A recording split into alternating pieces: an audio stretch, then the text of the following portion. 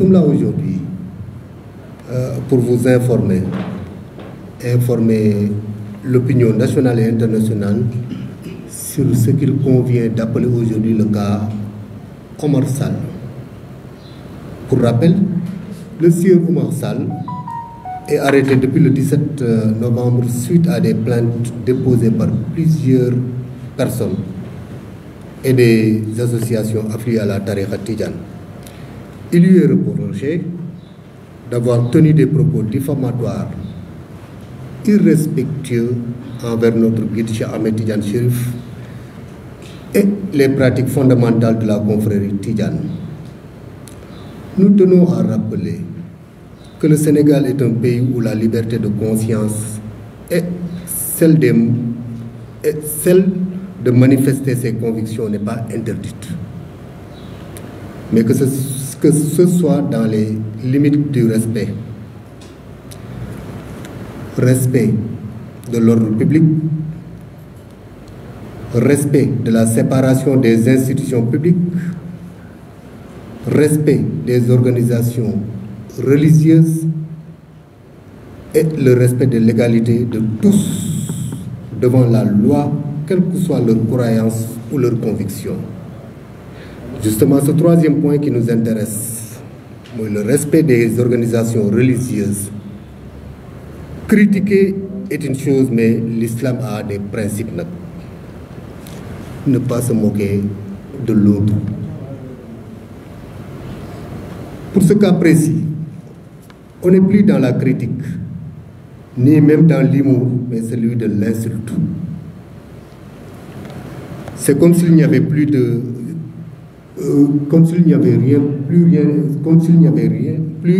rien à proposer aux gens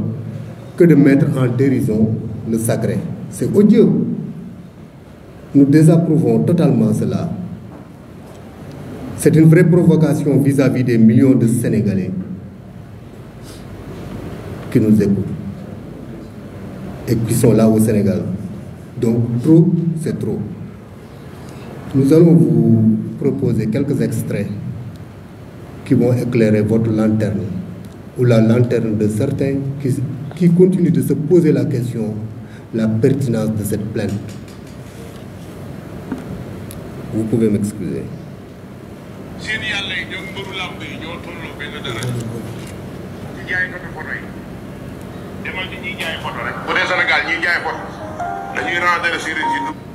seen yàlla yi ñoo mbëru làmb yi ñoo tolloo benn daraja ci jaaykatu photo yi demal ci ñiy jaay photo rek bu dee Sénégal ñiy jaay photo dañuy rendre seen ci dugal bandkat yi fecckat yi footballkat yi ma ne lii de benn équipe la sa kanam bu dina wonaan sa kanam bi di wax nga dégg ko dañuy muur ya foog nañu bu ñu waxee sax ñu ne nit lañ quoi c'est ci de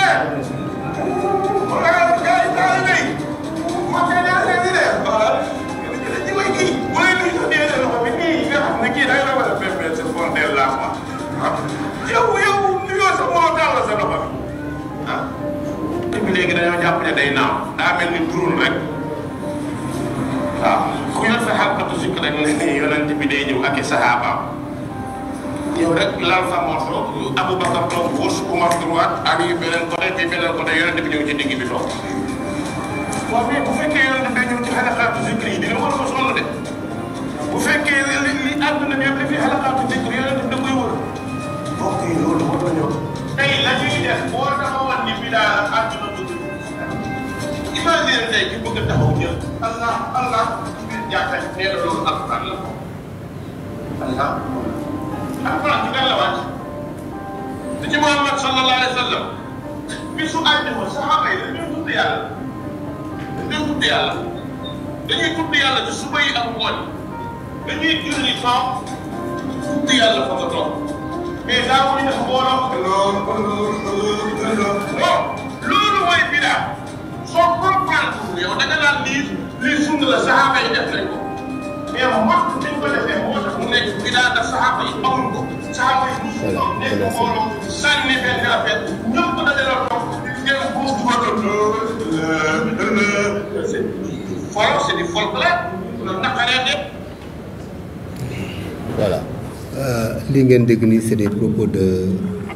di nommé Omar Sall moomule ñu bëri di laaj lan moo tax Tidiane yi porté ko plainte ñu xamee leen ni amul kenn koo xam ne nii nit nga animé li ñuy wax nite nga nekk nit ku nite ngay bëgg nit mu nekk ci problème sax wala mu nekk ci kaso loolu kenn du ko yéene nit yéenewuñ ko kenn yàlla xam na ko yéenewuñ ko kenn te dafa fekk ne bi li amee dañu ko jël yóbbu ko porté ko plainte uniquement pour que yoon def liggéeyam ci koo xam ne nii dafa nekk ci dëkk bu mel ni Sénégal nga xam ne dafa am lu ñu tënk moom mooy kenn warul xeeb kenn ci diineem ci la bokk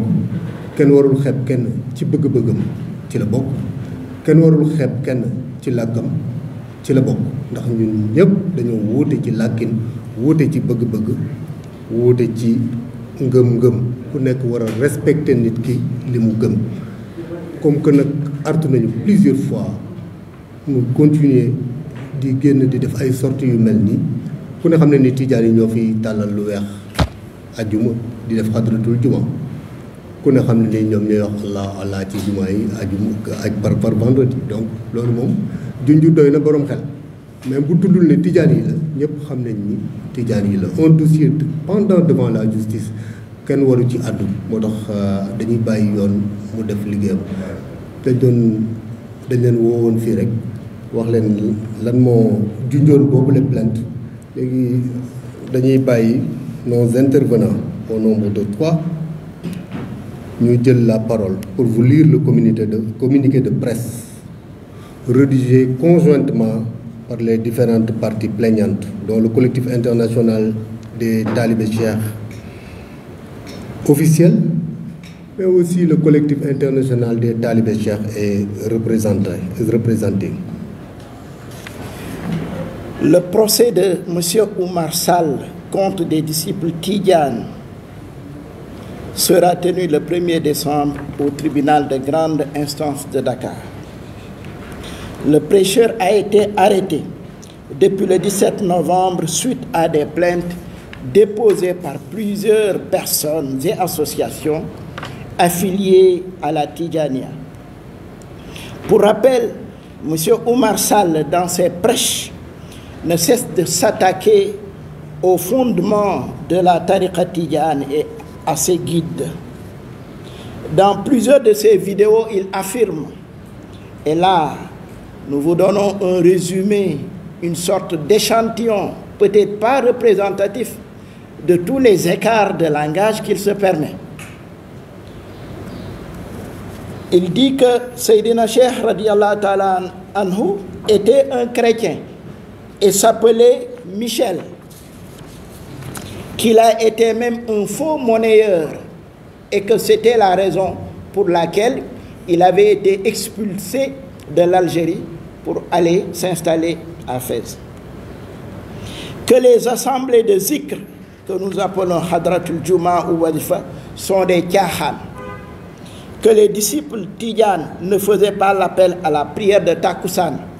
sur interdiction des djinns parce que, ose-t-il inventer, Sayyidina Cheikh avait fait un pacte avec les djinns et ceux-là, dans leurs exigences, interdisaient l'appel à la prière pour le Takussan. Que les marabouts sont des bordels qui sont considérés comme des surhumains, et d'autres énormités du genre aussi fallacieuses qu'irrévérencieuses. Tout récemment, ces propos sur la Hadratul Jumu'ah et la Wadifa qu'il taxe de folklore ne sont que des provocations et offenses de trop pour que les fidèles blessés dans leur foi décident de faire cesser ces blasphèmes. Nous précisons par ailleurs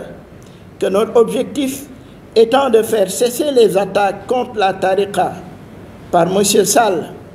nous avons toujours été ouverts au dialogue avec lui. D'ailleurs, des contacts ont été établis avec lui avant la plainte par des talibés. Ces derniers n'ont pas réussi à le raisonner. De la même manière, des bonnes volontés ont voulu faire une médiation pour un règlement à l'amiable, mais leurs démarches ont été soldées par un échec du fait justement de ses proches, dont celui qu'il appelle son maître, le docteur Ahmed Lo, qui a tenu avec d'autres des propos irresponsables alors que les victimes avaient décidé de retirer leur plainte sur sollicitation de respectables médiateurs.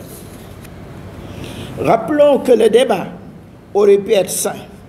tant qu'il avait été organisé autour d'arguments et de textes. La réplique tidjane serait restée alors la meilleure en termes de source du droit islamique. Malheureusement, l'irrévérence et l'envie de torpiller la foi musulmane des soufis est à son paroxysme chez ce prédicateur désinvolte. Nous demandons ainsi à la justice d'appliquer rigoureusement la loi contre ce fossoyeur de la paix et du vivre ensemble dans notre cher Sénégal. Au demeurant, le wahhabisme, et ça c'est reconnu par tous, y compris par le régime saoudien actuel qui est en train de faire une marche à rebours contre le wahhabisme. Donc le wahhabisme et ce qui l'anime constitue une menace réelle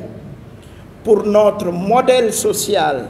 fait de tolérance et d'entente confrérique sinon confessionnelle. Il est clair que cette idéologie a pour mission de semer le chaos et par-delà fissurer le tissu social de notre pays. C'est un groupe adepte des attaques contre nos valeureux guides religieux. Leurs différents panels et chaînes de diffusion numérique inondent la toile de méchanceté inouïe et de haine indescriptible contre des musulmans qu'ils destinent à l'enfer. D'ailleurs, ils ne nous considèrent même pas comme des musulmans. On se rappelle récemment la sortie d'un des leurs qui a attaqué violemment le guide d'une confrérie de chez nous, ce qui lui a valu une incarcération depuis lors. Coutumier des faits, ce groupuscule est dans une défiance manifeste et perpétuelle et cherche à déstabiliser le Sénégal, comme d'ailleurs ils ont réussi à le faire partout où ils se sont implantés. Compte tenu de tout cela, il est évident que ce ras-le-bol exprimé dans cette plainte des talibés tidjanes sonne comme un appel à la dénonciation d'un phénomène dangereux pour la nation sénégalaise. En espérant que la justice sénégalaise, notre justice, par ce procès qui s'annonce, mettra un terme à l'intolérance, à la propagation de la haine contre les soufis et à l'offense, qu'elle condamne sans équivoque l'outrecuidance, en espérant qu'elle condamnera sans équivoque l'outrecuidance et l'indiscipline de Oumar Sall et par-delà sa personne, tous les prédicateurs, propagateurs de la haine qui menacent notre modèle religieux, sans être de la même confession. Le respect de l'autre et de ses principes fondamentaux reste la conduite de tous les jours. En tout cas, pour nous qui nous voulons des adeptes du soufisme et des adeptes des principes qui ont été ceux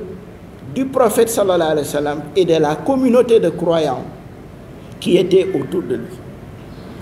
Précisons par ailleurs que ceux qui sont tentés de verser dans la politisation de ce dossier en pensant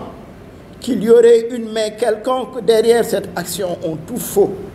Ce collectif regroupe les condisciples de tous bords politiques. Le maître mot reste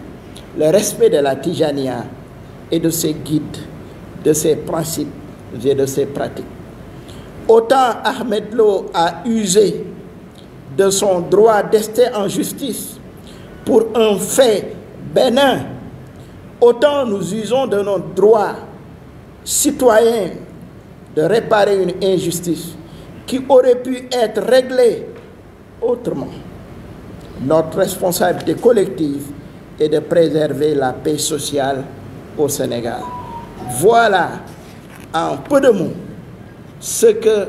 l'ensemble des plaignants ont voulu adresser à qui veut bien nous entendre, pour qu'on comprenne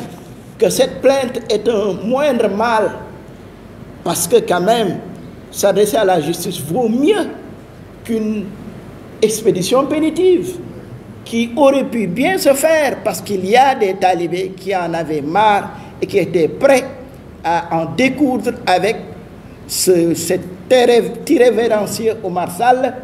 et tous ceux qui, de son acabit, passent leur temps à dire du mal à nos guides religieux.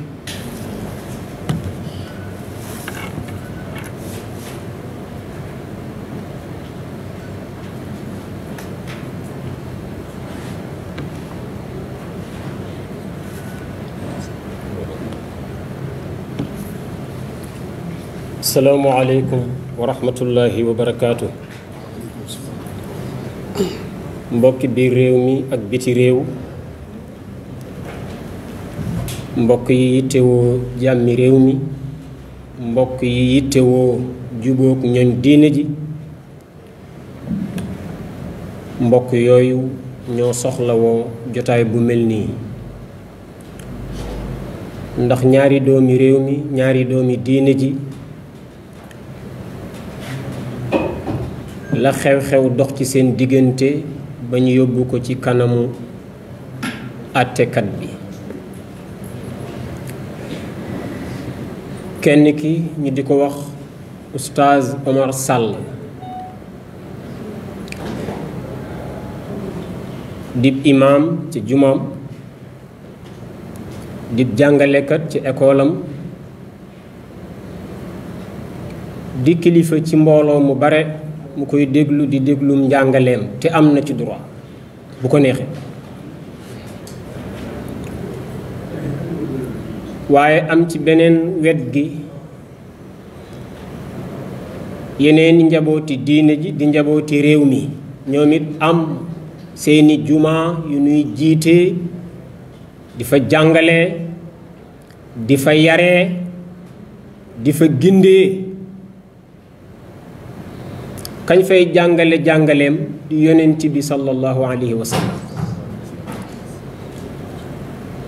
ñi doon interpréter am njàngaleem moom yonent bi sallallahu alayhi wa sallam ñu doyloo ca Sidi Ahmad Tijaani Chérif radiyallahu taala anhu. ñu bare ci njabooti réew mi ak njabooti biti réew tënku ci école am ngir jàng diine, dégg ko, pratiquer ko, waaye tënku ci yarinam ci wàllu defar doomu aadama, tabax ruuxam, couleur jikkoom. ñu di leen askanele ci tarixaam, ñu tuddee leen tiijaan ñi. ñoom it ñu am seen boobu droit. waaye ñu seetlu Omar Sall ci aw doxinam ci wàllum njàngale, ci xutbaam yi muy def ca minbaram, du toog ci jotaay mukk jàngale ba jóg te saagawul waa boor bii.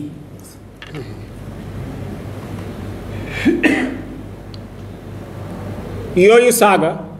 yàgg lool, yii ñu dégg ko bu metti lool, ñu ne xëy na daa xamul, nañ waxtaan. bu amee lu muy laaj lu ko ump nañu laaj. loolu ci at yu yàgg waxtaan wi mënul am te saaga yi itam dakkul. lum laaj sànni ci internet bi. njabooti tiijaan yii ak seeni boroomi xam-xam luñ ci jot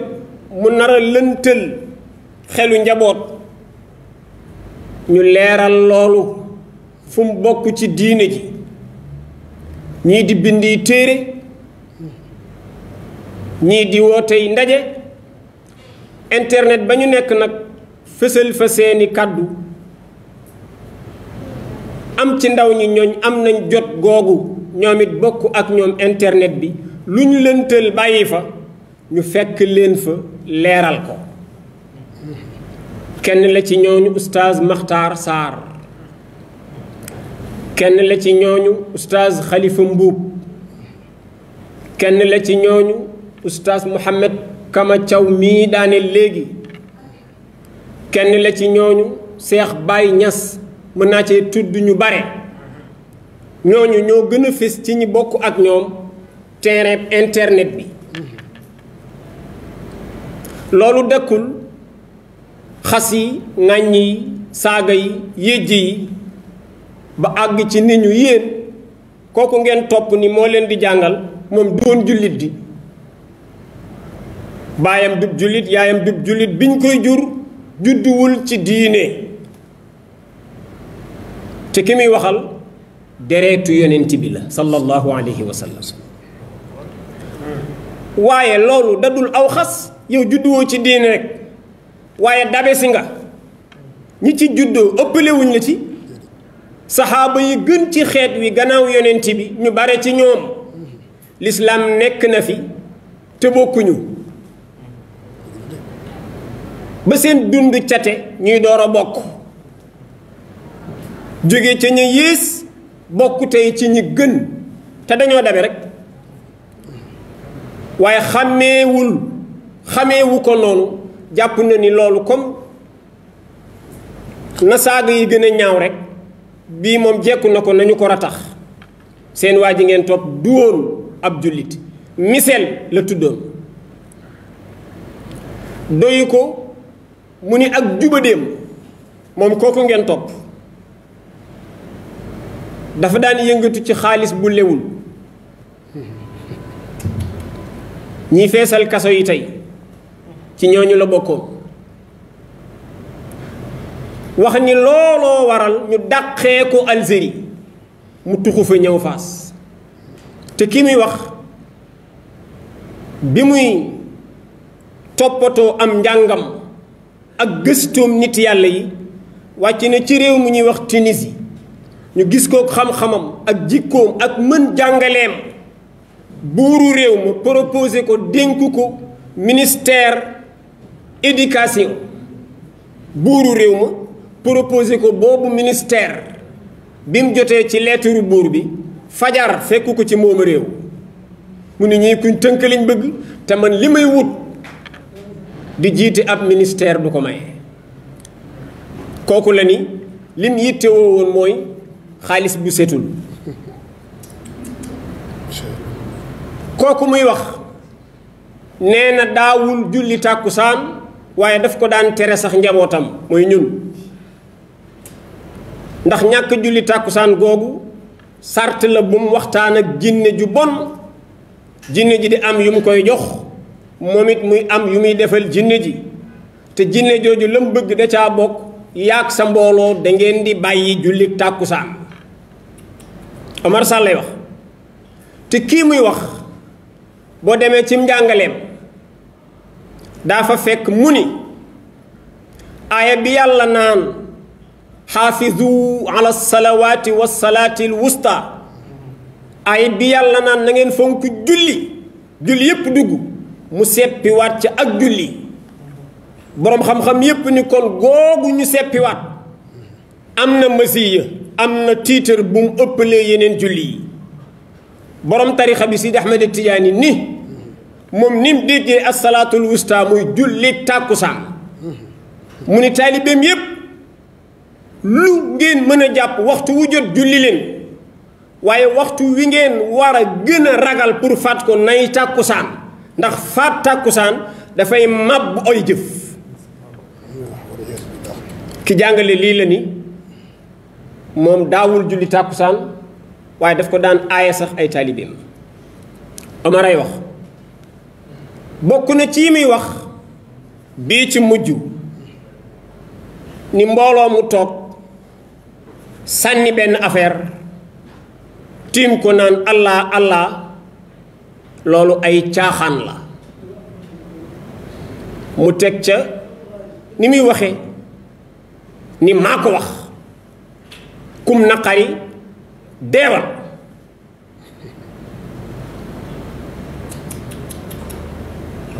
am ci mbokk yi nag ñu ni boobaak léegi ñi ngi jéem a waxtaan sottiwul ñi ngi leeral yi muy lëntal ku bëgg lu leer rek boo dégloo ñaari camp yépp di nga am lu leer bàyyiwul loolu mi ngi continuer di xaste mi ngi continuer di ŋàññi comme réew mii ñu dëkke dafa am ñu ñu boole takke ñaar ñu jàppante nañ dem ci kanamam mu laaj leen ku tooñ mu ne la bàyyil sa tooñ yi kiñ tooñ ñu ne ko yow dañ lay tooñ looloo waral mbooloo mii ak ay benn ci mbooloom tiijaan yi dem ci kërub àttekat boobu ngir mu dox suñu digganteeg Omar mii keroog biñ ko jëlee nag le 17 novembre yóbbu ko fee ca ruq ba am na ci ay mbokki jullit yu gis ni ay jullit ñi ngi jàppante te kenn ku ci nekk nee nga da ngay jàngale te ñoo waxtaan ñu teg lépp ci suuf bi ñuy waxtaan yëg nañ nit door nañu waxtaan yi waaye sotteegul kenn ci sëriñi Omar Sall yi di docteur Mouhammad Ahmad Lo ci jotaayub jàngale kaayam njabootam laaj ko waaw luy seen taxawaay ci tolluwaayu Omar Sall muy leeral ca loola ba ni dañ koo tooñ rek jaay ko doole pelenti ko jëli ko waaye lim wax ñun ñépp loolu la ñuy wax kon kuy pelenti rek dajaleel pelenti yu bare kuy tëj tabaxal kaso yu bare loolu waxam la moom Ahmad Lo loolu mu wax nag lëm bind ko gën a ñaaw moom Mouhammad Ahmad Lo moom moo bind ni mbooloo moomu ñu naan tiijaan ñi boo leen fekkee ci géew bu ñu toog di tudd yàlla lal benn affaire boo rombee dégg seen coow li dangay defee ni ay xaj yuy xëccoo médd ñoom nga romb lii Mouhammad Ahmad Lo ko bind mooy sëriñu Omar Sall Ahmad Lo moomu moo bind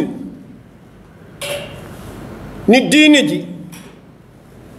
am na ci juróom-ñeenti ponkal yooyu ñu baree leen topp waaye juróom-ñeenti yooyu lu naqari diine ji tey ñoom juróom-ñeenti ñooñu ñoo leen ko teg mu tuddee juróom-ñeenti yooyu tisaatu rëhtin ñi alxuraan doon wax ni yufsiduuna fil ard foo leen fekk da ngay defee ni ñuy defar lanu te yàq rek la ñuy def bi muy lim juróom-ñeenti ñooñu moom Ahmad Lo ca la boole Seydi Ahmad Tidiane Chérif Ahmad Lo ko bind moo bind ni Seydi Ahmad Tidiane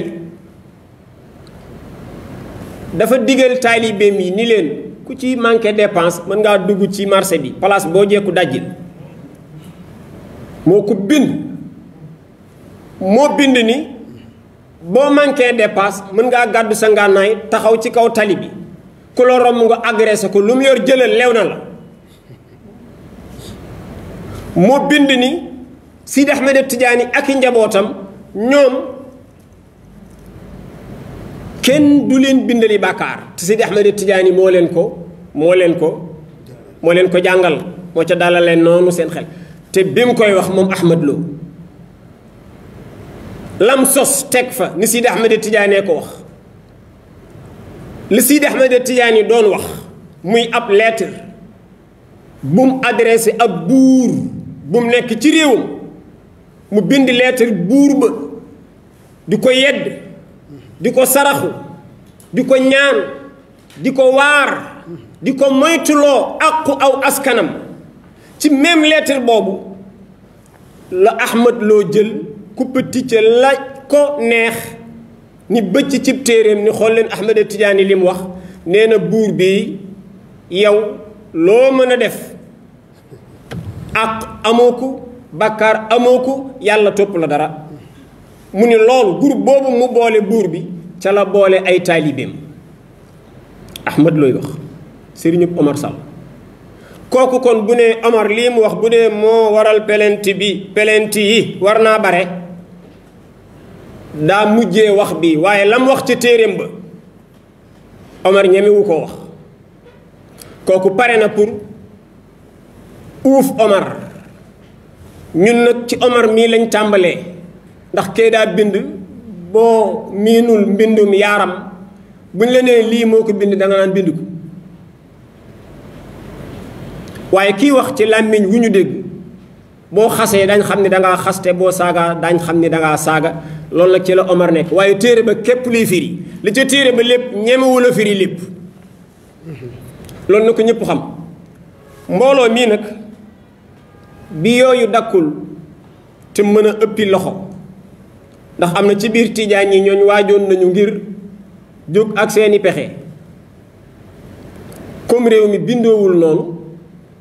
tijaan ñi yarewuñ leen noonu ñu ni nañ dem ci ki ñu boole yilif ci wàllu nguur ci wàllu atte mu atte ñoog ñii loolu nag la collectif yii fi daje ak ñenn ci taalibe tijaan yi woowoon presse bii ci biir réew mi ak ña ci bitim réew kuy dégg coow li te xamoo lu ko waral xamoo fu mu dooree fii la dooree fii lañ ci toll Omar la nuy ñaan nañu bàyyee saaga ma nga ca la ko doy ci wàllu diineem ma ngay jàngale na mu ko déggee am na ca droit bu ko neexee di jàngale jaamu lu ko neex nañ ko ca ba waaye moom it nag mu banu ñun ni ñu déggee diine ànd ceeg ñiñ ci àndal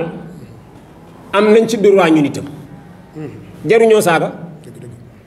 Sidi Ahmed Tidiane ci ëttam ngay fekk ñooñ dañoo jàng téere yi ba di ko jàngale di bind ay téere waaye ci ay taalibeem la ñu bokk ñii di ñu weex ñii di ñu Sidi El Hadji Malick te ñooñu la bokk moom nee na Sidi Ahmed Tidiane cim njàngaleem lay sukkandiku ngir pratiquer sama diine yarinam ci wàllu ruux ci lay yaroo ci lay yaree magam Seexul Xaaji Omar Fuuti yu Taal foofa la teg Sidi Ahmed Tidiane te ñii ma lay wax du ñuy ay jaahil xanaa ñii ma lay wax du ñu bon xanaa ñii ma lay wax du ñu yittewoo alali nit ñi pour seen intérêt bakkan xanaa Seexul Xaaji Omar mii ma lay wax wa weeru baraxlu wim juddoo baraxlu koor a ci topp baraxlu la juddu weeru koor ba mu teroo da ko wóorandoog nit ñi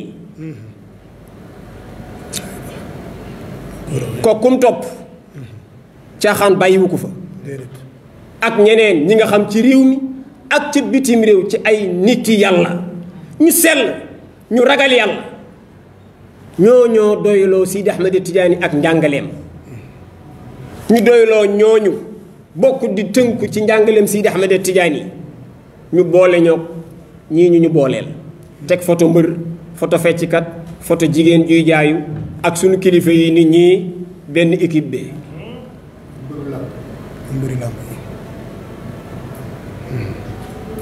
kee bind ni ñii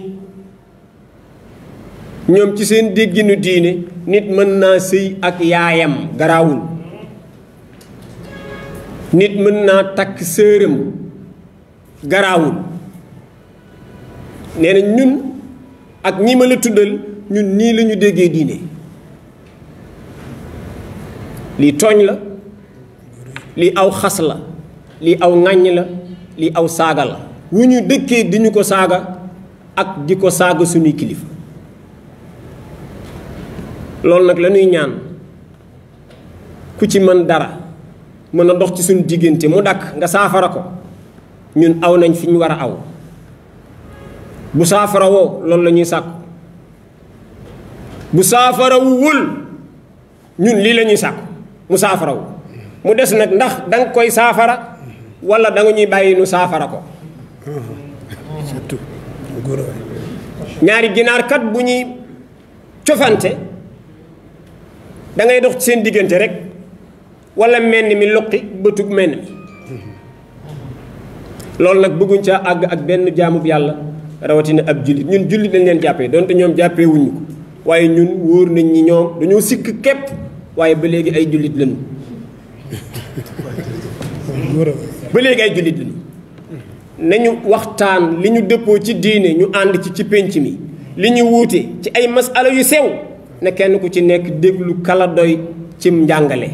nga bàyyi ka ca des mu doyloo keneen lii li ñuy sàkku bu mënee nekk wasalaamu aleykum wa rahmatullahi taala wa barakaatu.